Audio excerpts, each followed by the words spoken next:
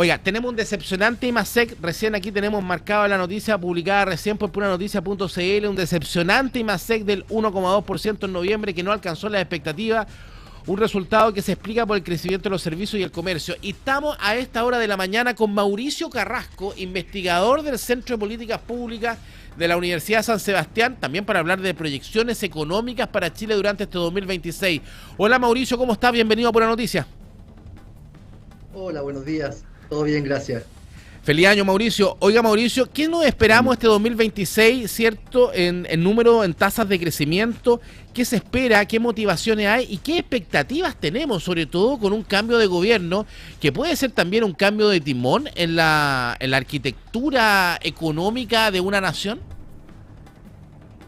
Efectivamente, yo creo que un muy buen pulso de lo que va a ser 2026 nos entregó el Banco Central en su última publicación, que fue reciente.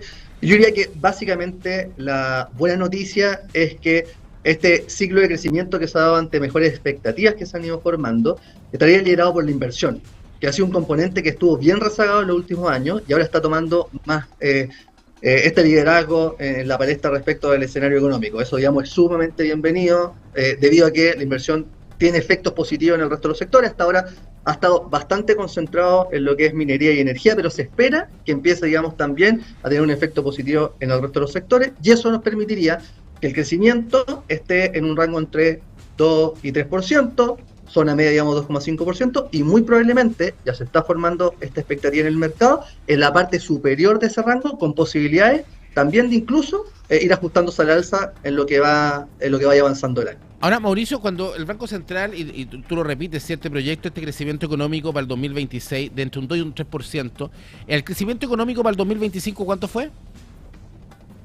La última proyección del Banco Central es 2,4%, por el IMASEC que tú bien señalabas, fue una cifra decepcionante este mes, probablemente estemos unas décimas por debajo de ese número. O sea, no vamos a superar el 2,5 por ningún motivo, ¿cierto?, el crecimiento 2025. Pero sí... Nos queda todavía un mes. Perdón. Sí, pero ¿podríamos pasar el 2,5% con diciembre? Básicamente diría que es muy difícil, la verdad. Yo descartaría ese escenario dado que queda un mes, pero efectivamente han pasado de repente cosas muy volátiles en meses en particulares que pueden explicar estas cosas, pero se ve un desafío muy cuesta arriba. Ahora, cuando miramos el 2026, estamos haciendo una proyección, ¿cierto?, también muy parecida a lo que podríamos cerrar este año 2025. ¿Cuál sería el elemento diferenciador entonces que podría aplicar José Antonio Kast llegando al gobierno en materia económica? Porque si el mismo Banco Central está proyectando para el 2026 entre un 2 y un 2,3%, prácticamente tendríamos el mismo crecimiento en 2025. ¿O es bien la mirada que estoy diciendo o tiene algo distinto? Ese es un muy buen punto, y ahí yo señalaría lo siguiente.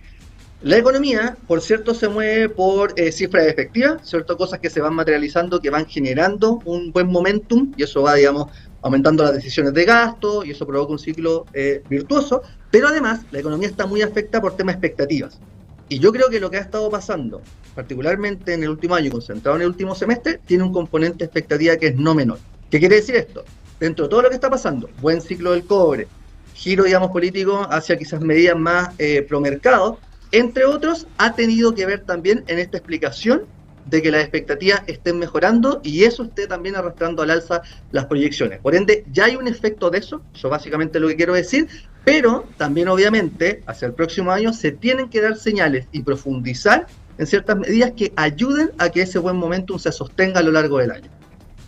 Ahora, cuando nosotros miramos la proyección, ¿cierto?, que podría ser para este 2026, tú hablas de la parte alta de crecimiento, ¿cierto?, que podría estar entre el 2,5 y 3. ¿Es demasiado utópico ponernos al 3%? Porque sería, si el 2026 Chile llegase al 3%, primero es un número psicológico, ¿cierto?, y nos proyectamos. Imagínate un 3,2, un 3,1, sería maravilloso. ¿Qué tenemos que hacer o qué debiese pasar para que llegáramos justamente a ese 3% y ese 3% fuera nuestra meta 2026? Muy buena pregunta. Yo acá quizás me iría, digamos, unos años atrás en lo que fue el gobierno, digamos, de Sebastián Piñera II, hubo también una cosa similar a lo que se está dando ahora, que es un cambio de expectativa, y recordemos que veníamos de un crecimiento que era bastante bajo, cercano al 2% en promedio de los años anteriores, y nos acercamos al 4%. Por cierto, las condiciones que existían en ese momento, me debería decir que eran menos desafiantes las que hoy día. De por sí, si bien el panorama internacional ha estado menos malo de lo que se preveía al inicio, no hay que olvidar que estamos con conflictos geopolíticos en distintas zonas del mundo, estamos con temas arancelarios, estamos con distintas interrogantes que pueden hacer que esto tenga condiciones más adversas en algún momento.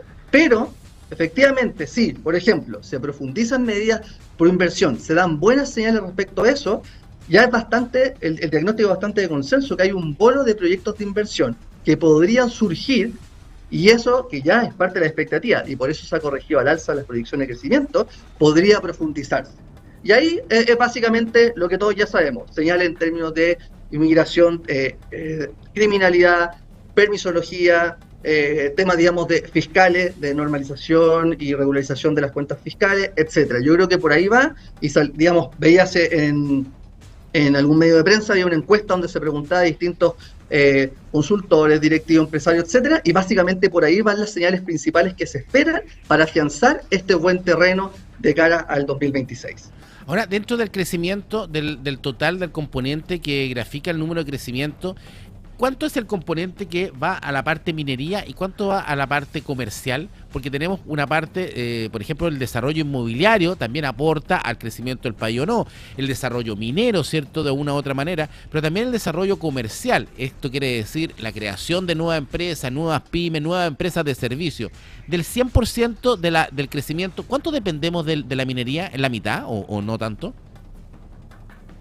Lo que ha sido hasta ahora, la historia que se ha dado hasta ahora, es principal, es en su gran mayoría, digamos, minería. Me atrevería a decir, no tengo, digamos, la cifra específica, me atrevería a decir un 90% por dar un guarismo relativamente grueso. Ya ha tenido que ver mucho con eso y con proyectos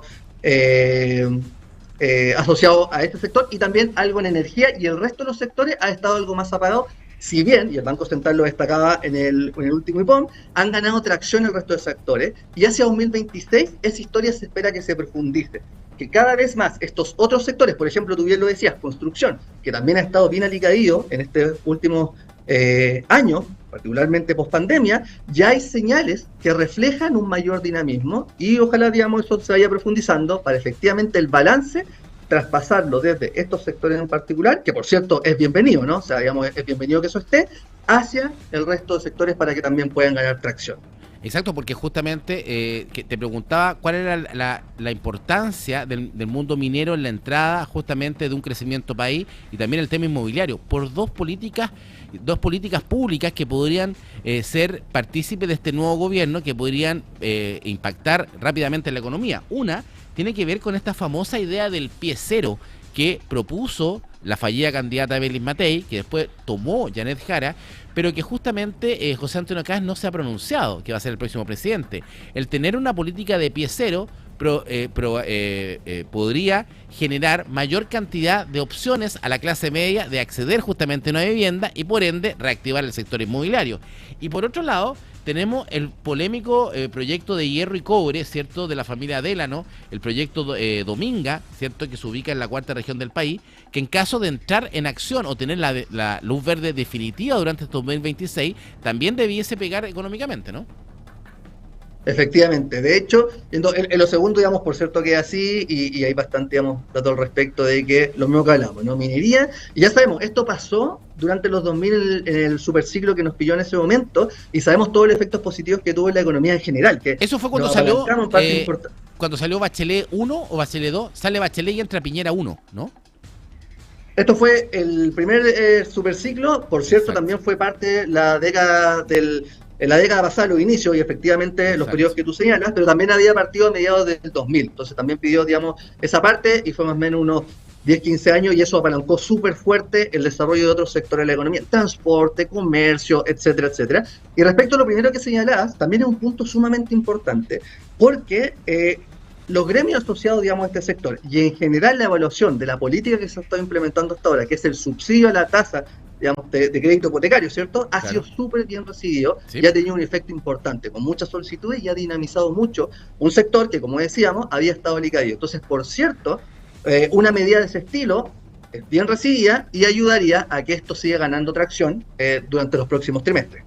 Es lo que esperamos. Mauricio, muchas gracias. Mauricio Carrasco, investigador del Centro de Políticas Públicas de la Universidad San Sebastián. Muchas gracias por estar conectado con puranoticia.cl.